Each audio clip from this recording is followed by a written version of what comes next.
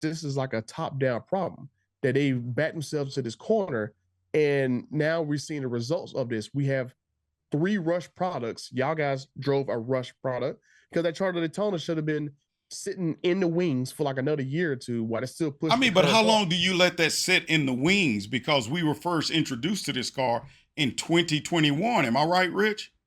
Yeah, To the EVs. I mean, how long are you going? Huh? Yeah, that's when they did EV Day when they. But you all know why it was rushed, right? Everybody knows why it was rushed. If you read the public filings for Carlos Tavares' compensation plan for him to get that $39 million, it was tied to meeting certain electric vehicle timelines. So yes, you're right. He was pushing that thing out to all of us way too early in the beginning of it. The launching of the Banshee at Speed Week was too soon. The lack of clarity about whether it was a concept car, you could still find articles where they were saying that car was going to be a 2023. Like people, because they were so unclear, because Tavares wanted to meet those EV timelines so he can get his 40 million. So that's why they're sitting here with no car, because they were trying to ram this thing down our throat. And I just got to say this with the sound, and Herman, you're gonna, people are gonna say, oh, you defend that sound, and I heard it multiple times, heard it inside and outdoors, and I'm with you. It sounds great. It sounds really good. Even sitting in the car when it was running, I was like, wow, this is really good. It's like me walking into your jujitsu center wearing a black belt and saying, let's go, Herman. I got you. And I talk all kinds of trash, and you're like, I'm going to murder him if we do this. But I talk enough trash. I sound cool, but pretty soon it all falls apart. It's like the guy that walks in wearing the fake Rollie, and it's fake. It's ticking like crazy. He's wearing a fake Rolex and everybody else wearing. Pretty soon you look stupid. It sounds amazing, but it's not real. I drove the Porsche Taycan Turbo S, my wife and I did, and it ripped our faces off. It was insane. And it sounded like the Starship Enterprise when it was taking off. You could flip a switch and it sounded like that. And I wasn't offended by it because it was a sound that seemed like it should come from that car. This is a sound of a Hemi. When somebody comes up and hears that, the first thing you want to do is spit on the ground, take the piece of hay out of their mouth and go, that thing got a Hemi in it. And you're going to say, no, it's a 600-watt amplifier through a chambered exhaust system that's driven by speakers. It got Hemi speakers. It falls apart. I think that's where things fall. You're spot on. I personally think it's kind of. Hey, Dave, I lost Rich on the screen. Oh no, I'm good. I just went outside real quick. Oh, you had to go take a leak. Go ahead. Pretty much. Anyway, so I think it's for me, for us. I think it's kind of embarrassing. I think when you go to a car show, Herman, you know better than anyone else. Yeah. You brought your demon, your race car.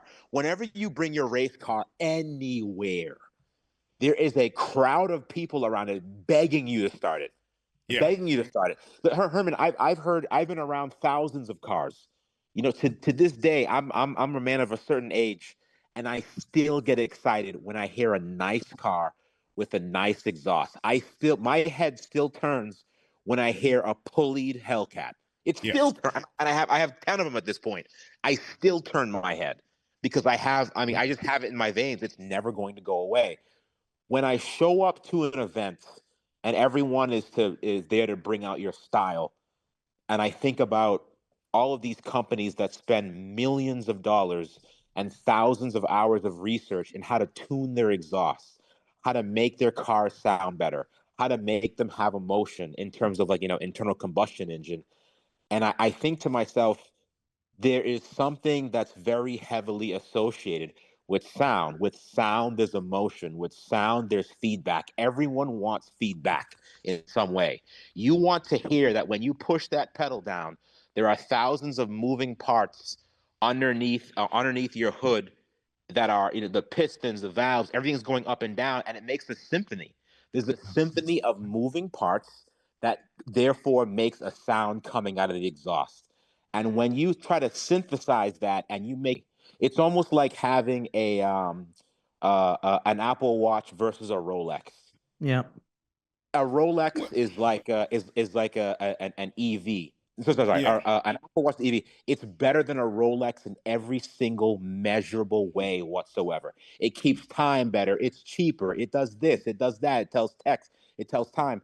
However, there's a style and there's a class that comes with a nice classic analog watch or mechanical watch that cannot be reproduced with an Apple Watch, in my opinion. Yeah, I mean, you're absolutely right, Rich. But when you're talking about sound, if you want to get a reaction out of somebody, it better be in your face. I mean, you have guys that do cold starts because the car sounds louder in cold start. What do people do when they first buy a Hellcat or a Scat Pack? Everybody knows they cut the mid mufflers off. Yep. They cut the mid mufflers off because it's going to be in your. Have you ever been where they had like a exhaust sound competition?